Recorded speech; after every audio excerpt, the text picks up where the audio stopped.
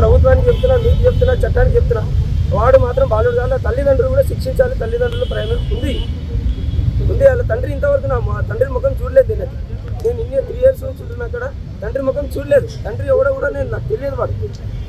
వాళ్ళ చెల్లె శాంతి అని ఒక తెలుసు, ఆమె ఆయిపోయి అంకులు అంటే కానీ మిగతా విషయం ఏమి ఉండదు మాకు. 3 years అవుతుంది. నేను కొత్తగా వెళ్ళినప్పుడు మా అబ్బాయి కూడా వెళ్ళేవాడు కాదు. ఈ మధ్య 1 year నుంచి క్రికెట్ ఆడడం పెరిగాడు. మాకు అప్పుడు చిన్నోడు ఉండే హైట్ అయ్యిండు కాబట్టి పెరిగిండు. వాడు ఆడడం స్టార్ట్ చేసిన తప్ప ఇంకేం లేదు.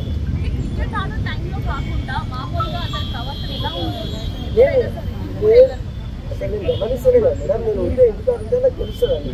ఇప్పుడు తల్లి ఉండదు, తండ్రి ఉండదు, వాళ్ళ పిల్లలే ఆడుకుంటారు అంట. మా పాప కూడా అక్కడ వెళ్ళదు కూడా. ఎప్పుడన్నా ఒకసారి వాళ్ళ సిస్టర్ పిలుస్తూనే వెళ్తారు తప్ప అసలు వెళ్ళదు. పిల్లలే మా ఓనర్స్ వాళ్ళ పిల్లలతోనే ఆడుకుంటారు తప్ప బయటికి వెళ్ళదు. మ్యాక్సిమం వెళ్ళదు. ఎప్పుడన్నా వాళ్ళకు వాళ్ళ శాంతి అనే అమ్మాయి పిలిస్తేనే వెళ్తారు తప్ప వేరే వెళ్ళదు. పక్క బిల్డింగ్ శాంతి అన్న నా చెల్లెలో అక్కడ నాకు తెలియదు. నేను ఆమె పిలిచేది వెళ్ళేది ఒక్కోసారి. ఎప్పుడన్నా ఒకసారి వెళ్ళొద్దని కూడా బెదిరించాను 2 times. అప్పటి నుంచి వెళ్ళడం కూడా మానేసింది.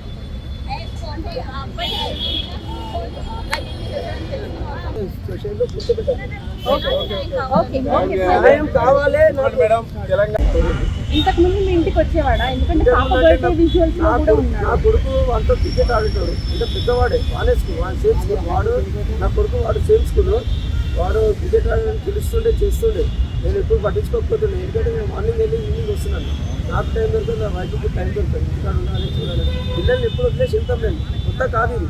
ఇప్పుడు ఓనర్స్ కూడా మాకు కొద్దిగా మంచిగా ఉంటారు. వాళ్ళు మంచిగా సహకరిస్తారు మాకు. ఎందుకంటే ఇక్కడ వెళ్తుంటే కూడా అడుగుతుంటారు, ఎక్కడ వెళ్తారు, ఏం చేస్తున్నారు అన్నీ అడుగుతుంటారు. వాళ్ళు కూడా మంచి వాళ్ళు లేదు.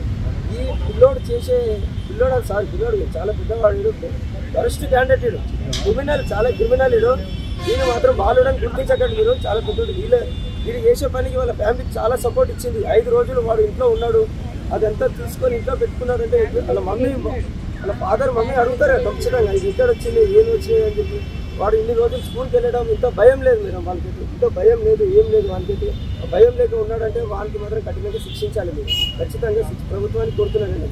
నాకు అడుగుతుంది ఇంత భయం లేదు వాడికి. పోలీస్ వాళ్ళని చుక్కలు చూపించిందంటే వాడికి ఇంత భయం లేదు. భయం లేని క్యాండిడేట్ అసలు ఉంచదు భూమి మీద. వాడు ఇది వదిలేస్తే నాకు అసలు తండ్రిని ఎంతమంది నేర్పిస్తున్నవాడు. నేను అది కోరుకుంటే ప్రభుత్వాన్ని బ్యాట్ నాకు కొడుతుంది. అది నేను కొనిచ్చాను, 1000 రూపాయలు పెట్టి నేను కొనిచ్చాను. ఆ బ్యాట్ కోసం ఎప్పుడు కూడా వాడు నాకు చెప్పలేదు, డిస్కషన్ అవ్వలేదు. నాకు కుటుంబం లేదు. నేనేంటంటే ఈ మార్నింగ్ వెళ్ళి ఈవినింగ్ వస్తాను. వాడు అప్పటికే తిని పడుకుంటాడు, ఒకసారి తిని పడుకుంటాడు, ఒకసారి ఆడుకుంటాడు. నేను అడిగాను కూడా. సిచ్యువేషన్ వచ్చేసరికి ఓపెన్గా సైలెంట్ ఉంది మేడం. అక్కడ నేను 12:30, 12:40 వచ్చిన పిల్లలు చూసిన పాపని పిలిచిన పలకలేదు. బయటకొని గొల్లెం ఉన్నది. నేను కాలు కట్టుకొని ఇంట్లోకి వెళ్ళేసరికి పడుకోండి. ఎప్పుడు చనిపోయినామో పడుకొని ఉన్నది. అన్ని లైట్స్ అన్ని ఆఫ్ చేసి ఉన్నాయి. అంటే అక్కడ డబ్బాలో హుండీ అవన్నీ ఏం చూడలేదు.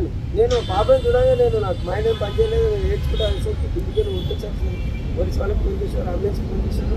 ఎక్కడెక్కడికి వెళ్ళిపోయింది. నాకు ఏం టైం ఇవ్వలేదు పోలీసు వాళ్ళు. ఆ ఇరుకు నా బాధ అదే. నేను మళ్ళీ బయటకు వచ్చి ఏడ్చుకుంటూ వచ్చి ఆ పిల్లోని అడిగిన, అరే ఎవరైనా వెంకట ఇక్కడ వచ్చి రావరే నాకు పిలిచిరా అంటే, అవును అంకుల్ మాది నీ బాబా డాడీ అని ఫోటో పిలిచింది. వీడే చెప్పాడు. వీడు చెప్పింది నాకు. ఆ మైండ్ నాకు వెళ్ళలేదు. నా కళ్ళల్లో వీలు ఆగలేదు. నాకు ఎట్లా అంటే నేను అసలు షాక్ అయిపోయినా. చెప్పిన ఫోటో పిలిచింది. నేను బయటకు వచ్చిన, స్నానానికి వెళ్ళిపోయిన అంకుల్ నాకు ఏం తెలియదు అనేసాను. అప్పుడే ఏడ్చుకుంటా మా కొడుకుని కూడా ఓదారుస్తున్నాడు. ఏడవకు అని చెప్పి ఓదారుస్తున్నా. పక్కనే ఉన్నాడు. పక్క బిల్డింగ్ లో ఉండి చూస్తున్నాడు. స్పాట్కి రాలి పక్క బిల్డింగ్ లో ఉండి చూస్తున్నాడు. అది ఎప్పుడు నేను ఇంటికాడ ఉన్నాను మేడం. అది నాకు తెలియదు ఎట్లా వస్తుండే. నా కొడుకుతో ఎప్పుడైనా ఇంటికి వచ్చిండా ఏమో. బర్త్డే పార్టీకి ఒకసారి వచ్చేదా. ఇంతకుముందు ఎప్పుడైనా గోడ దూకి యువతలకు వచ్చేదా నాకు తెలియదు. అది నాకు తెలియదు. నేను ఇంటికాడ ఉన్నాను మేడం. మాక్సిమం ఉన్నాను. నేను మార్నింగ్ 8 o'clock వెళ్ళిపోతా. స్కూల్ ఉంటే 8 o'clock వెళ్ళిపోయి ఈవినింగ్ మళ్ళీ 7కి ఆమె డ్రాప్ చేసి మళ్ళీ నేను నా పని నేను చేసుకుంటాను. మళ్ళీ 10కి ఇంటికి వస్తాను. నమ్మలేదు మేడం. నాకు తెలియదు అసలు. నేనే షాకింగ్. మొత్తం అందరూ షాకింగ్లో ఉన్నారు. వాడు ఏంటి, వాడు అసలు క్రిమినల్ మైండ్ ఏంటి, వాడు రాసుకొని చంపడం ఏంటి నాకే అర్థం అవుతలేదు. డబ్బులు తీసుకెళ్ళి పాపని చంపిండు. న్యాయం జరగాలి నాకు. పాపని చంపిండు వాడు మాత్రం ఉండొద్దు.